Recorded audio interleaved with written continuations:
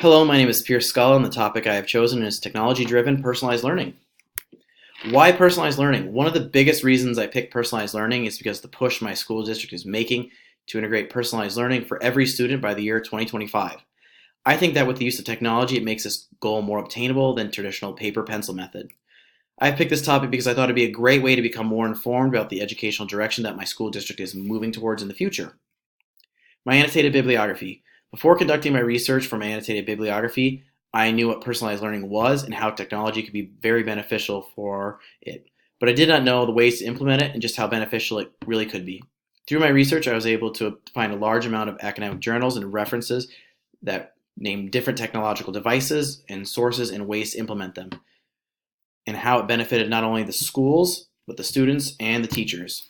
One article I found interesting was Inclusion from the Gate In, Wrapping Students with Personalized Learning by L.A. Abdat. In this article, the author discusses how the use of personalized learning uses a variety of technological devices is critical, as well as how personalized learning empowers all students. Through my research, I found some recurring themes, including inclusion, measurable end outcomes, student achievement, universal design, self-assessment, and many other key themes.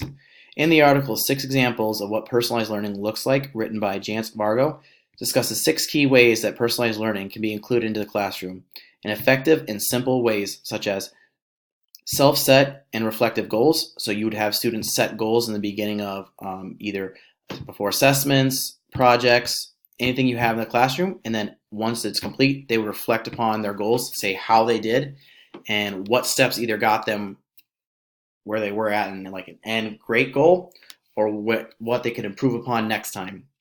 Flexible and intentional master schedules.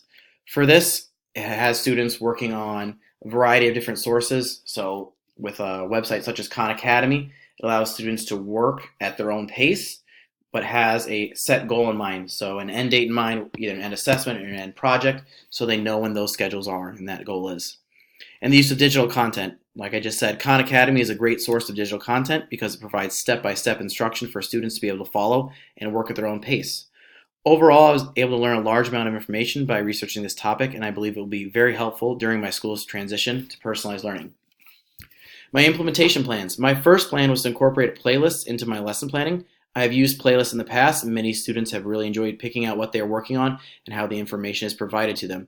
This is a simple way of creating a diversity and allow students to learn and demonstrate their information. Second plan was to look at digital resources. This plan, I would have students use sites such as Khan Academy to be able to work at their own pace through a variety of different lessons, culminating with the end assessment. So each student would be working at their own pace and focus on what their needs really are. So if you have some students who are able to work at a faster pace, it will allow them to do so. If you have students who need to work a little bit slower pace, it also allows them to do so. My third plan was to incorporate problem-based learning into my curriculum. The thought behind this was to have real-world problems for students and then have them work to answer and come up with solutions to those problems. This allows students to take a multitude of different routes to solve the same problem.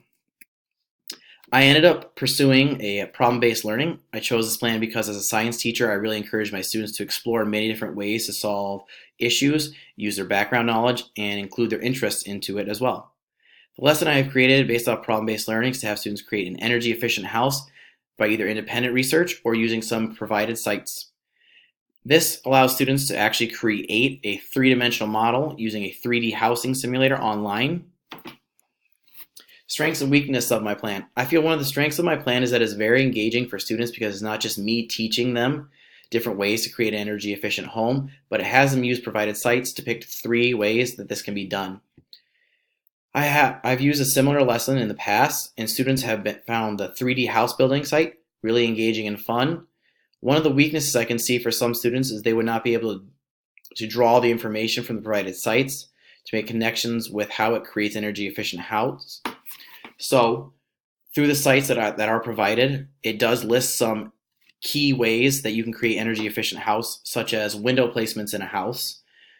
That during the summer months, you're going to have the sunshine come in from one, and that would create a hotter house environment, whereas you would want them in a different location for winter because sunlight will transfer heat into the house, therefore raising your energy bill.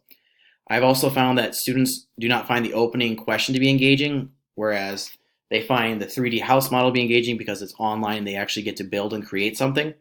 The planning and research problem and the steps in that, many students find that to be kind of a struggle.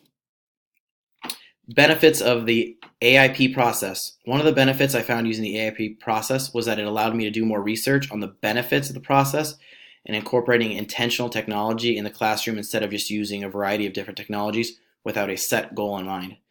I feel like when I implement this lesson in real life, I'll be very prepared to teach this lesson with a clear schedule and benchmarks for students to know where they should be every step of the way. How the AIP process should be used to solve problems or 21st century skills. I believe that the AIP process is very valuable because it really takes into account what is the best research practice rather than what is the best new big thing or the fad in education.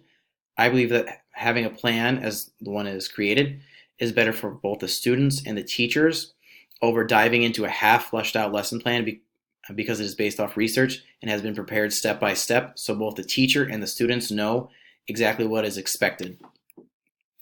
Implementing to classroom and the effort that goes in. I believe that using the AIP method does create more work on the front end of planning and creating lessons and different methods of teaching, but it creates less work throughout the process.